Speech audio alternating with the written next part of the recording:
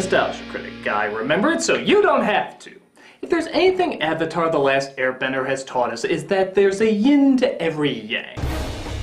For every good, there is a bad, and it's our duty to acknowledge them in order to keep balance. Considering how Avatar is my favorite show of all time, it only makes sense in honor of this philosophy to go over what many of you would probably see as a controversial issue, that of course being the bad episodes of Avatar. For no particular reason, I will now dive.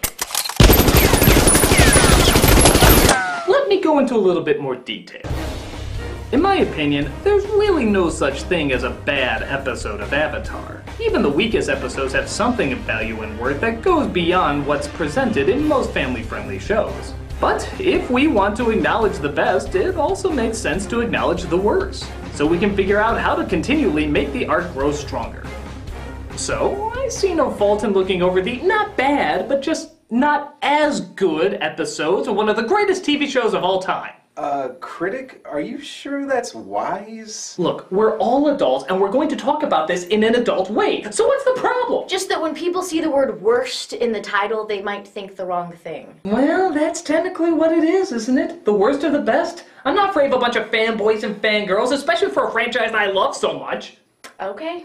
Shame your life had to end this way. I'll be fine, thanks. So, without further ado... Do you mind? I can hear you all the way in here. That's an even bigger shame. Shut up! Like I was saying, we're gonna look at the top 11 not as good episodes of an all-around great series. Why top 11? Because I like to go one step beyond. So, sit back and enjoy the top 11, technically, worst episodes of Avatar: The Last Airbender.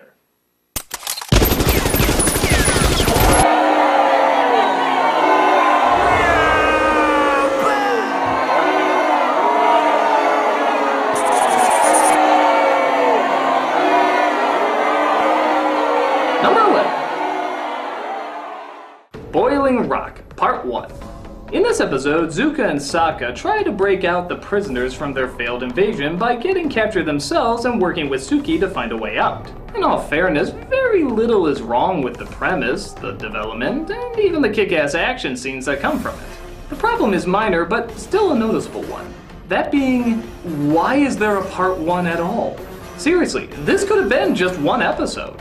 In fact, if it was, it could have possibly been the most tightly written, action-packed one there ever was. But instead, we get time dedicated to planning an escape from the prison, putting that plan into motion, and ultimately having it fail. Which, of course, leads to the second planning of an escape from the prison and a second attempt to put it into motion. That one succeeds, but, well, why the hell didn't they just edit the first one out then? Were they just short an episode so they decided to stretch one out a little more? Don't get me wrong, there's a lot of character, there's a lot of development, it furthers the story, but I think all of that probably could have been fit into one episode. Maybe with just a tiny cut here or there. I guess in some respects it's a bit more realistic not to have the first attempt succeed, but it's also realistic that Appa would most likely eat Momo at some point, but that doesn't mean I want to see it. When the episode finally does get going with the real plan in Part 2, it's great, it's a lot of fun. It's just seeing through Part 1 that isn't bad, but isn't necessary either. Probably a nitpick, but like I said, this is the worst of the best, so you'll probably see a couple more. You happy now? I'm never happy. Number 10. The Serpent's Pass. Team Avatar has to pass through a dangerous route to get to the city of Ba Sing Se. After agreeing to take a pregnant couple with them and being reunited with Suki, the team try their best not to get gobbled up by a giant beast while also working out their emotional problems. Again, not a bad premise, but the emotional problems they're working through just aren't as engaging compared to other episodes. For example, Sokka gets overprotective of Suki because he has lost a loved one before. But we know how it's gonna end, right? He eases up as she convinces him that she can take care of herself, despite getting captured later. But come on, that was like setting up bowling pins. Aang is still dealing with the loss of Appa, but we got a lot of that in a much more intense episode prior. So again, it just kind of feels like leftovers. Heck, even Zuko's problem seems pretty mundane. Just trying to get more food with Jet's gang on a ferry. Honor? Not that these are bad problems to focus on, but when you combine them all together and also throw in a mother giving birth, it's just kind of a slow one. Even the serpent, compared to all the other great designs they've had on the show, is not especially that memorable. I mean, what was the combination of animals on that one? The dragon from Zelda 2 with a novelty map? By no means awful, but even as the slower episodes go, this one just felt really slow. I guess if that was the intention of the episode, it definitely worked. Nothing major. Number 9. Jet.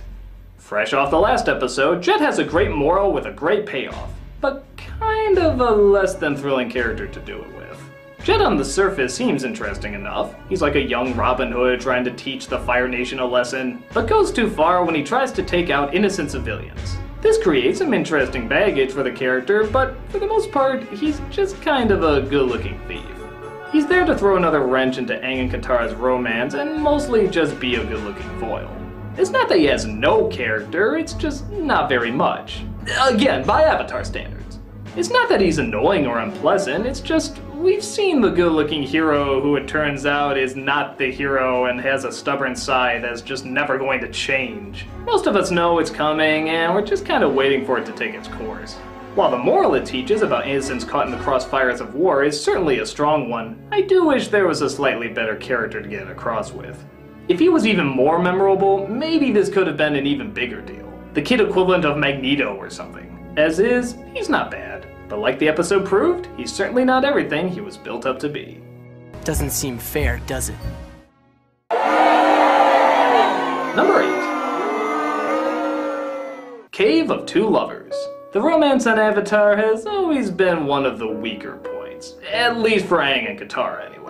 It's not that I can't see them together, it's that we have to go through a lot of the same cliches we've gotten in other romances where they'll always be overly awkward, which leads to a misunderstanding, which leads to them being angry at each other, and of course, leads to them both realizing they were wrong. Say directed by Gary Marshall, and we got a wrap. In this episode, we go through most of that in a setting called the Cave of Two Lovers.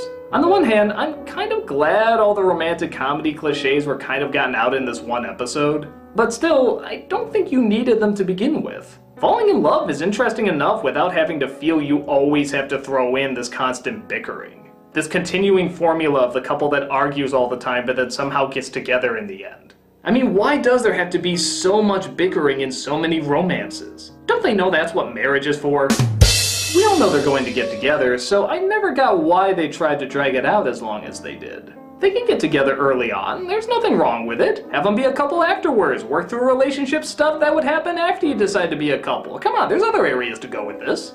And granted, it's not Office bad, but it has those romantic comedy trademarks that Avatar just seems to be above. But still, when a nice scene does play out, it does seem legitimately nice, and we do see Sokka deal with this world's interpretation of, well, hippies, so it's by no means a loss. But I think this couple can definitely be strong enough without the Julia Roberts tropes. And God help you if you actually make Katara laugh that way. Number 7. The Water-Bending Master. After making their way to the Northern Water Tribe, Katara is horrified to discover that they don't teach women and girls how to fight, but only how to heal. So she faces off with the prejudice of Aang's new master to show sisters are doing it for themselves. I never know how to feel about episodes like this. On the one hand, yeah, there's always gonna be people or cultures who are gonna be prejudiced about anything. Gender, race, appearance, whatever. So it makes sense to stand up against that. On the other hand, isn't the message done better if instead of preaching about what you want to see, you just show it?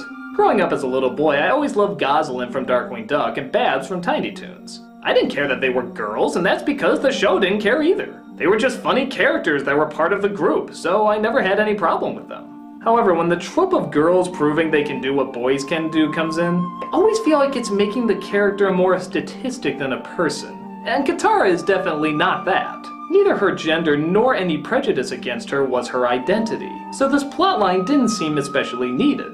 As a kid, if the people in the world you love accept something, it's more likely you're gonna accept it too. But, again, on the other hand, we do know all this bullshit does happen in the world and there's always going to be idiot douchebags out there who enforce it, so it's probably good to be prepared for it, right? It's hard to say what the best route to take is, but with this episode, we all know exactly what that route is going to be. She's going to win him over, and of course he's going to teach her in the end. Even if you are going to take this road, isn't there a slightly different way you could do it? Some variation, something we didn't see coming? Oh well, we did get some great waterbending action, great shots of the city, and hey, it's still these great characters being great characters. I guess all I'm looking for is a little bit more variety in the message, or at least the teaching of the message. But again, I still got to see Katara do what Katara does, and it's pretty awesome. So I can't complain too hard. You can't knock me down! Go, Katara! Number 6. Sokka's Master. This actually ties into the same argument I had with the last one, only this time it's a bit of a different prejudice. Sokka feels bad because he's not a bender like Aang, Katara, or Toph. Because of this, he feels totally useless. So he finds a master to teach him the art of sword fighting and being a great fighter. He even manages to put a sword made from a meteorite together. So now he never has to feel left out ever again. The strange thing about this episode is that through the previous seasons, they've tried to convince us Sokka had a point. And in my opinion, they succeeded. Sokka was more than just the comic relief. He was the idea guy, the one who thought out of the box, the one who at times could be a little too nutty, but always came through with what he needed to come through with. He even already had a weapon, his trusty boomerang, and we all associated it with him. So the idea of acting like he had no part in everything that was going on didn't seem necessary. He was important, not just for laughs, but for strategic planning. And he was good at it. Great even. So this whole episode about him trying to feel redeemed and valuable didn't really pay off because we already thought he was. Again, it's drawing attention to a prejudice you probably weren't prejudiced against and possibly didn't even know was a thing. Sokka's fine, no improvements needed. It's almost like the creators were anticipating a backlash for him that, as far as I know, never came. Who can't love Sokka? Sokka's great. Never change for anyone, big guy. Keep it real. Water Tribe.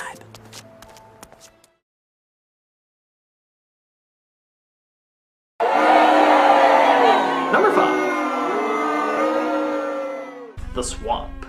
A lot of things are hinted at in this episode, but many of them don't turn out coming very far. The team is lost in a swamp that gives visions of the past, present, and even future.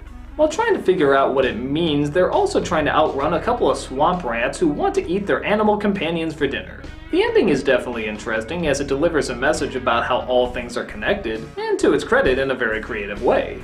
But there's one major problem. You're in the swamp! A disgusting, dark, bug-filled, gloomy-ass swamp! Who the hell wants to be in a swamp? That isn't any fun. Couldn't this be in like a nice forest or a creepy forest or I don't know, just anything but a swamp? Do we really have to focus on this world's version of Duck Dynasty? I think we can survive without that.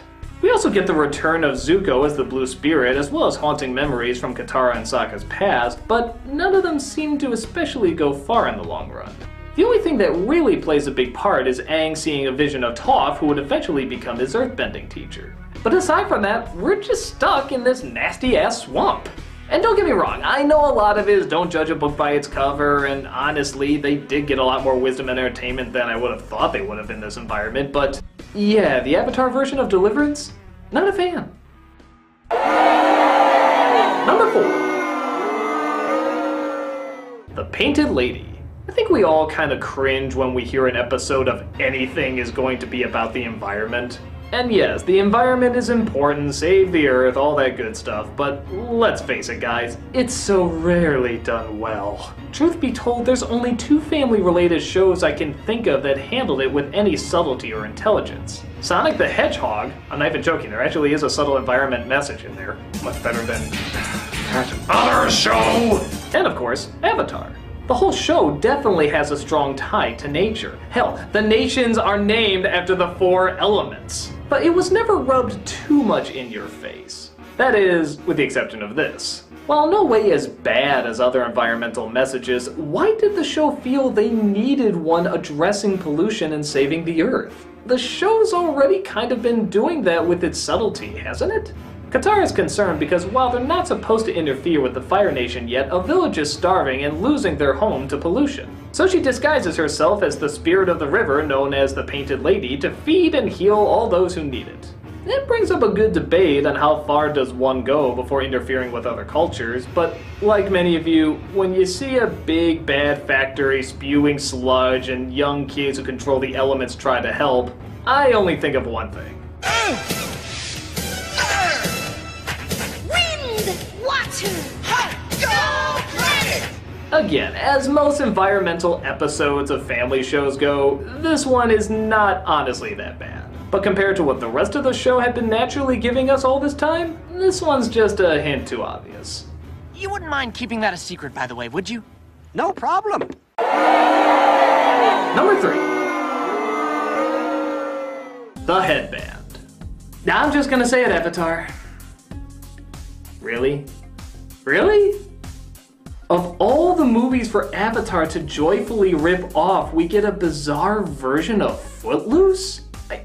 Footloose? Aang and the gang have to sneak through the Fire Nation dressed as civilians, but Aang gets picked up by a school, and sure enough, he's now getting an education. The only downside is the kids aren't allowed to have fun. What to do? Throw a party inviting all the kids and show them it's okay to enjoy yourself, be silly, and of course, even dance. A part of me really laughed that this episode even exists. I mean, Lord, Avatar does Footloose. It's just so strange that you know the creators of this just had to do it. But dude, this is the second episode of the last season, and the last one was pretty heavy. This is the follow-up we're given? I mean, yeah, okay, maybe you need something light after so much drama, but this is really light and really friggin' corny. Yeah, Avatar has had a lot of corny moments, but this is throwing a prom in the heartland of your enemy. I don't know, isn't this just a little... Really? Footloose? Kevin Bacon ate it Footloose? On top of doing the obvious follow your dreams message, it does give us a nice chance to see again that not all the Fire Nation is made up of evil foot soldiers. There are normal people with normal kids, and unlike the ones before, we get to live a bit of that gentleness rather than just see it. It's cute, it's innocent, but if I told someone this was my favorite all-time show and this was the episode they saw, they'd think I was fucking mental. If you like seeing Avatar do Footloose, that's fine. It's not like I can't see why, it's just... Footloose?! Go to your room.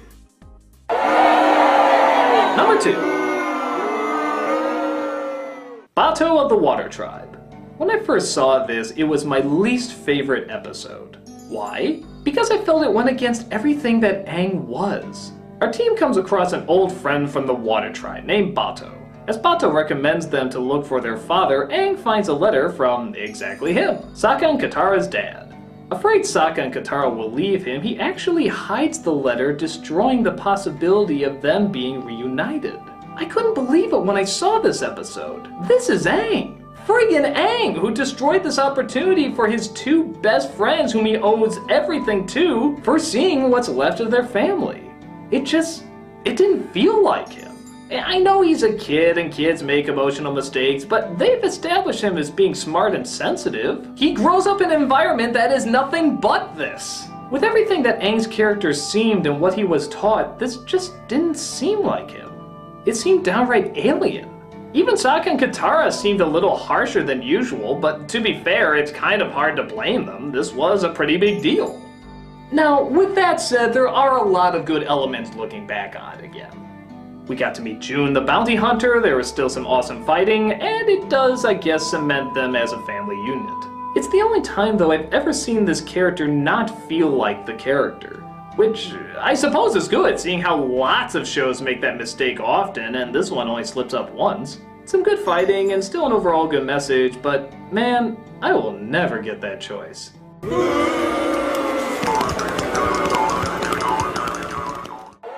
And the #1 worst episode of... Oh, who are you kidding? You know it's The Great Divide.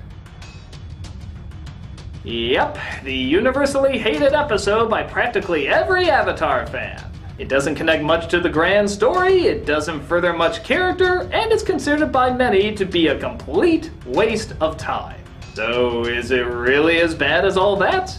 Well, let's take a look at the setup. Two feuding tribes find they have to cross through a canyon called the Great Divide, and Aang decides to help them through it. Trying constantly to be the peacekeeper, all the tribes can do is bicker, complain, shout, yell, and blame each other for everything. And I hope you're a fan of that, because that is literally what takes up the majority of the episode. After listening to, 24 minutes of this, Aang finally lets them know that their feuding was all based on a bogus history. That this great big warring feud was actually based on two little kids fighting over a ball. And that's actually a pretty funny idea. The tribes decide there's no reason to hate each other, and that the honor they were fighting for can be reached if they all decide to forgive. The catch? Aang is a fucking liar. You could call it lying. What? I made the whole thing up. You did not.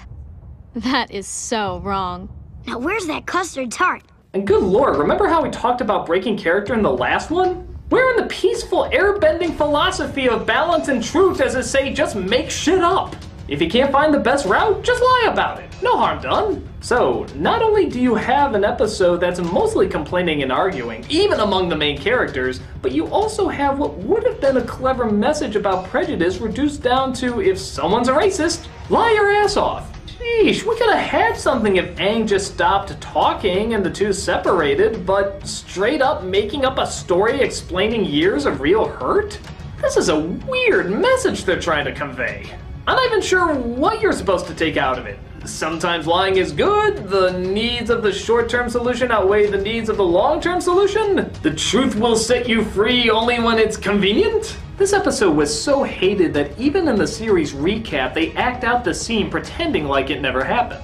Look, it's the Great Divide, the biggest canyon in the Earth Kingdom. Let's keep flying.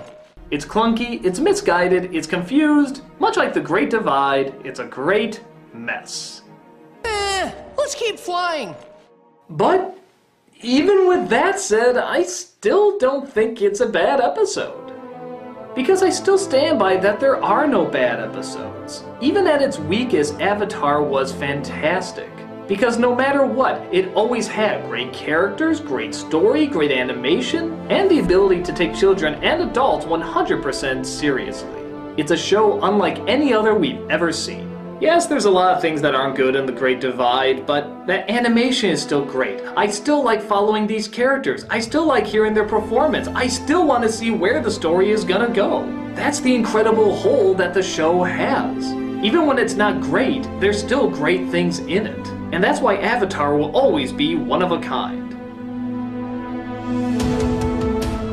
And seeing this is all about keeping the grand balance, it only makes sense next week to do the top 11 greatest Avatar episodes.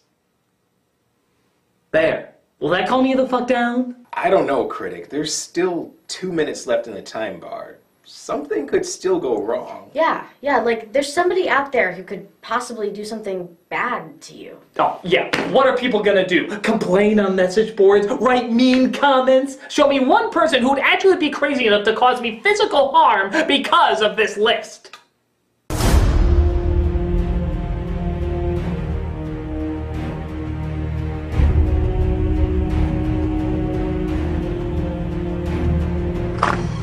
Sir, I just received word from the Avatar fanbase. They say the Nostalgia Critic has disgraced the franchise by doing a top 11 worst episodes list. How do you wish to respond? Tell them I'll be arriving in 1 week's time. And I look forward to winning back the fanbase. Forever. Yes, sir, Dante Bosco.